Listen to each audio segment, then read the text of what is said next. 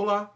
Neste vídeo, para a nossa série a respeito da ideia de justiça ao longo da história, nós vamos conversar sobre a transição do justnaturalismo teológico, o direito natural baseado na pessoa de Deus e na Bíblia, para o justnaturalismo racional, o direito natural derivado exclusivamente da razão. Mas antes de começar a falar desse processo de transição histórica, eu gostaria de deixar uma reflexão. E a reflexão é a seguinte: uma coisa precisa necessariamente excluir a outra? Quer dizer, o justnaturalismo racional precisa necessariamente excluir o justnaturalismo teológico? Eu entendo que não, porque eu sou justnaturalista e eu sou cristão. Na verdade, eu sou um cristão libertário. Sobre libertarianismo eu falo um pouquinho aqui no Direito Sem Juridiquês, mas sobre cristianismo libertário eu falo mesmo no meu outro canal, um canal chamado Teodidatas, que está aparecendo aqui em cima e que eu vou deixar também na descrição deste vídeo aqui. Agora, indo direto ao que interessa, essa reflexão de que você pode conciliar o justnaturalismo teológico com o justnaturalismo racional, na verdade ela não é minha. Você pode encontrar o embrião dessa ideia em Agostinho de Hipona. E, na verdade, todo o sistema de pensamento de Tomás de Aquino é baseado nisso. Bom, sobre esses dois pensadores cristãos já existe também um vídeo aqui no canal. Mas para resumir e nós podermos avançar, em Tomás de Aquino nós temos a união entre a fé e a razão. E se você quiser saber especificamente como que isso acontece no pensamento dele, eu recomendo que você assista aquele vídeo. Também vai estar aparecendo aqui em cima neste momento. Então, a união entre a fé e a razão é encontrada em Tomás de Aquino. Tomás de Aquino é o grande racionalista cristão. Como foi, então, que a fé e a razão se separaram?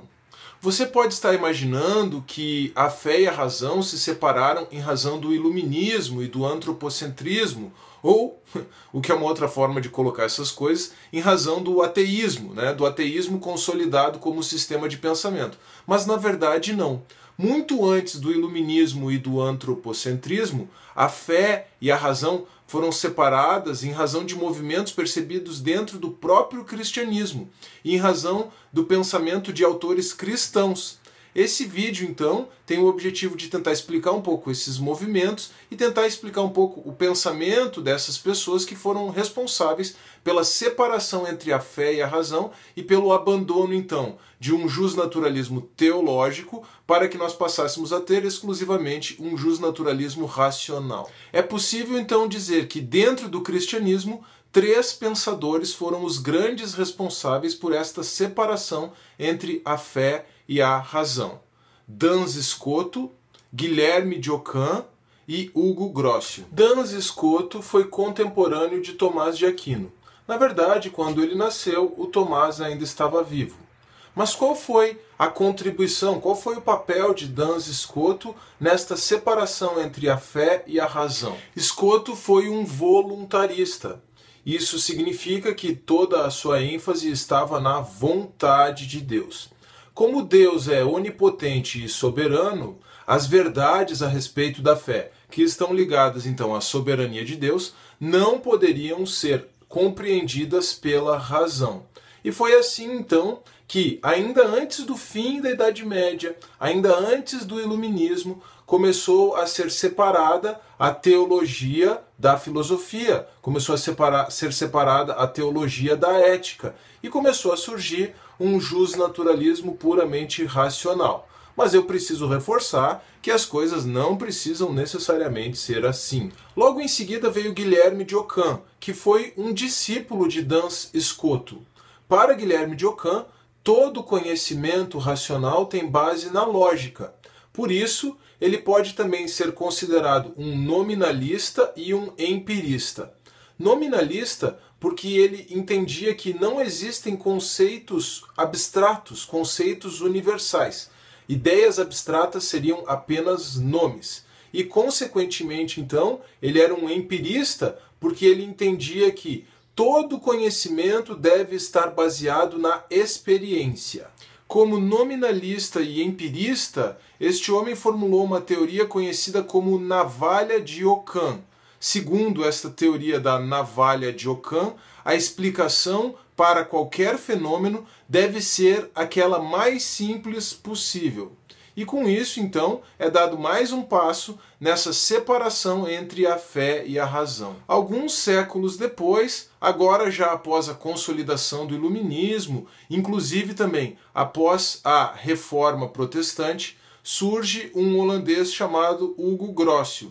E nós podemos dizer que o Hugo Grotius é o responsável, então, definitivo pela separação entre a fé e a razão, pela separação entre a teologia e a filosofia, pela separação entre a teologia e a ética. Sendo um protestante, o Hugo Grotius estava muito preocupado com as disputas religiosas, não somente entre católicos e protestantes, mas também dentro do próprio protestantismo, entre calvinistas e arminianos. E é por isso que ele apresenta um sistema de justiça, um direito natural, baseado exclusivamente na razão, sem qualquer elemento de fé. Porque se a fé entrasse no seu sistema de justiça, no seu direito natural, isso iria causar disputas, diferenças entre as diferentes correntes agora no cristianismo. Então, o sistema de direito natural, o sistema de justiça do Hugo Grotius, propondo ser um sistema consensual,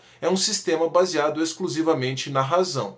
É nesse momento, então, que surge o racionalismo. Mas é importante também nós compreendermos bem o pensamento do Grotius. Ele não negava a existência de Deus, muito pelo contrário, ele era um cristão protestante.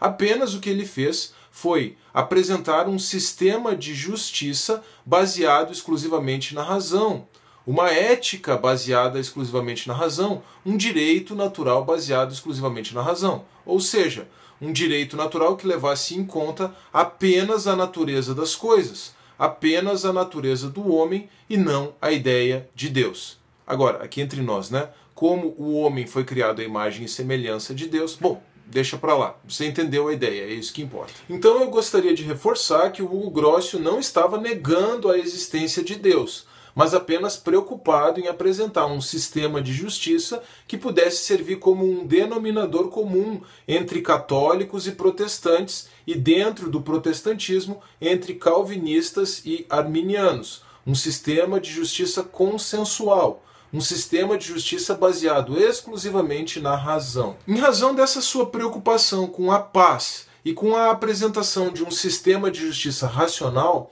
o Hugo Grotius é ainda considerado o pai do direito internacional.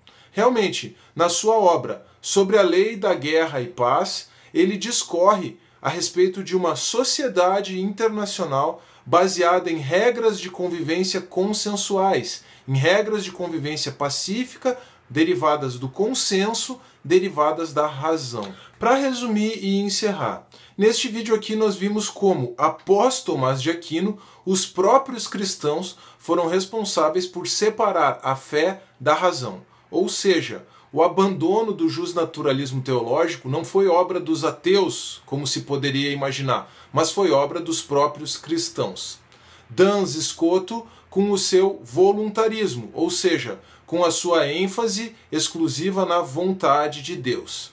Guilherme de Ockham com o seu nominalismo, ou seja, negando a existência de conceitos abstratos, e com o seu empirismo, ou seja, admitindo apenas aquilo que pode ser demonstrado pela experiência como conhecimento válido.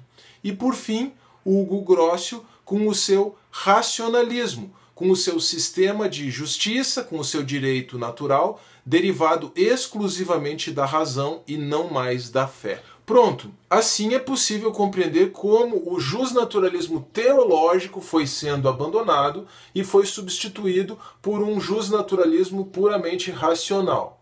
Agora, para nós entendermos também como o justnaturalismo racional foi rejeitado, nós precisamos estudar uma ideia chamada de guilhotina de Hume.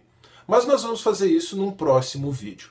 Se você aguentou até aqui, por favor, deixe o seu like, inscreva-se no canal, compartilhe o vídeo, deixe um comentário, uma pergunta ou uma sugestão. Um forte abraço e até a próxima.